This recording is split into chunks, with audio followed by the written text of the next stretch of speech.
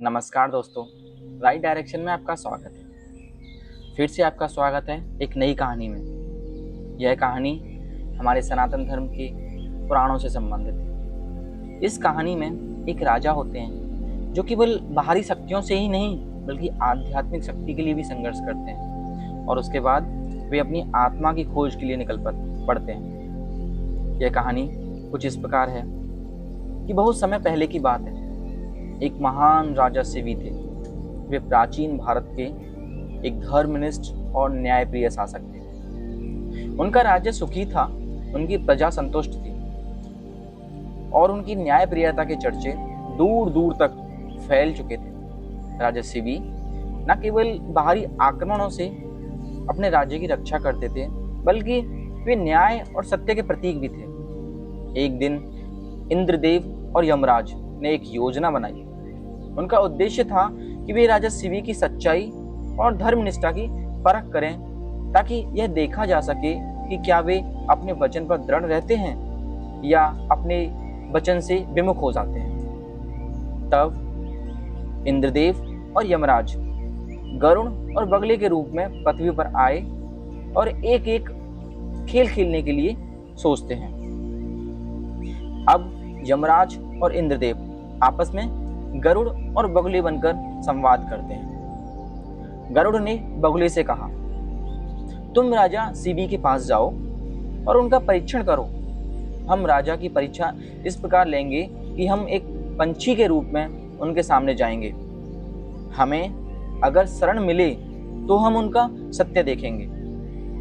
बगुला गरुड़ के शब्दों को सुनकर धरती पर उतरा और राजा शिवी के पास पहुंचा।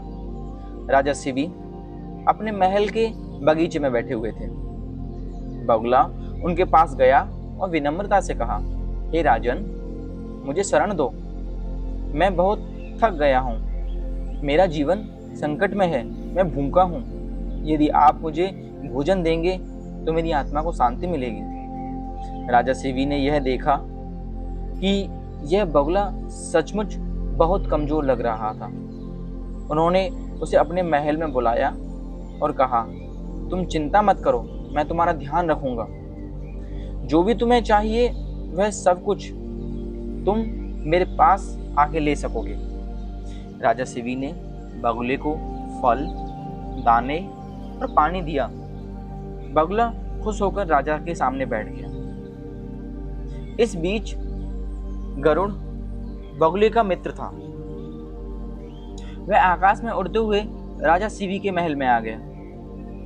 वह सीधे राजा शिवी के पास आया और कहा, हे राजन, मैं गरुड़ हूं। इस बगुले ने आपको धोखा दिया है। यह असल में मेरा भोजन है और तुमने इसे शरण दी है। तुमसे यह धोखा नहीं होना चाहिए। यह पंछी मेरे लिए एक अन्न है जिसे तुमने अपनी शरण में लिया हुआ है। राजा शिवी यह सुनकर मौन हो गए और उन्होंने सोचा, यह संकट सचमुच एक कठिन परीक्षा है। मुझे इस बगुले को शरण देने का क्या परिणाम होगा? गरुड़ ने सोचा, हे राजन, मैं तुम्हारे न्याय को परख रहा हूँ। क्या तुम अपने वचन से कभी पीछे हटोगे? राजा शिवी ने गरुड़ की बातों को गंभीरता से सुना और फिर कहा, मुझे इस समय अपने धर्म और सत्य का पालन करना है। यदि मुझे इसे शरण देने के बाद कोई कठिनाई भी आए तो भी मैं अपने सत्य से नहीं हट सकता। तुम चाहे जो भी करो, मैं इस बगुले को नहीं दूंगा। राजा शिवी का यह निर्णय सत्य और धर्म की ओर एक महान कदम था। उनका ध्यान केवल अपने कर्तव्यों पर था और उन्होंने पारलौकिक बलों को भी समझ लिया था कि धर्म के मार्ग पर चलने वाला कभी नष्ट नहीं होता। उन्होंने गरुड़ से कहा, यदि तुम मुझे यह भोजन लेने देना चाहते हो तो मैं स्वयं अपने शरीर से तुम्हें वह देना चाहता हूँ। मैं तुम्हारी मदद करने के लिए अपना मांस, अपना रक्त दे सकता हूँ, लेकिन मैं इस पंछी को तुम्हें नहीं दूंगा। राजा ने गरुड़ से कहा, तुम जो मांग रहे हो वह यदि मेरा शरीर काट कर भी देना पड़े तो मुझे कोई आपत्ति नहीं है।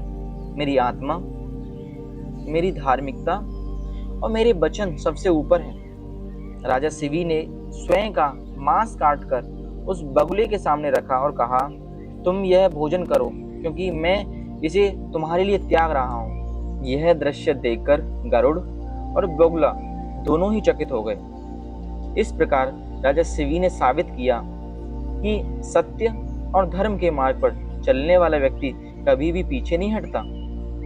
उनकी आध्यात्मिकता, महानता को देखकर गरुड़ ने राजा शिवी से कहा, हे राजन, तुम वह हो जिन्हें धर्म की सच्चाई को पूरी तरह से आत्मसात किया हुआ है। तुमने जो त्याग किया है वह अतुलनीय है। हम यह परखने आए थे, लेकिन तुमने धर्म के उच्चतम स्तर को प्राप्त किया है। उसके बाद गरुड़ और बगुला ने राजा शिवी को असीम आशीर्वाद दिया। देवताओं ने भी राजा शिवी की महानता को स्वीकार किया और उन्हें अमृत का वरदान दिया। इस कहानी से हमें सीखने को मिलता है कि धर्म, सत्य और त्याग की शक्ति से कोई भी व्यक्ति महान बन सकता है। धर्म का पालन करने के लिए हमें न केवल अपनी आत्मा की बल्कि बाहरी दुनिया की भी परवाह नहीं करनी चाहिए। हमें अपने कर्तव्यों से कभी पीछे नहीं हटना चाहिए और सत्य और धर्म के मार्ग पर चलते हुए कभी भी कठिनाई का सामना करना चाहिए। राजा शिवी ने हमें इस कहानी में सिखाया है, जब हम धार्मिक मार्ग पर आगे चलते हैं तो हमारी शक्ति किसी बाहरी वस्तु से नहीं बल्कि हमारे त्याग, वचन और सत्य में ही निहित होती है। यह कहानी यहाँ समाप्त होती है। आपको ये कहानी कैसी लगी आप मुझे कमेंट करके बताइए। मिलते हैं फिर आपको अगली वीडियो में। जब तक के लिए राधे राधे।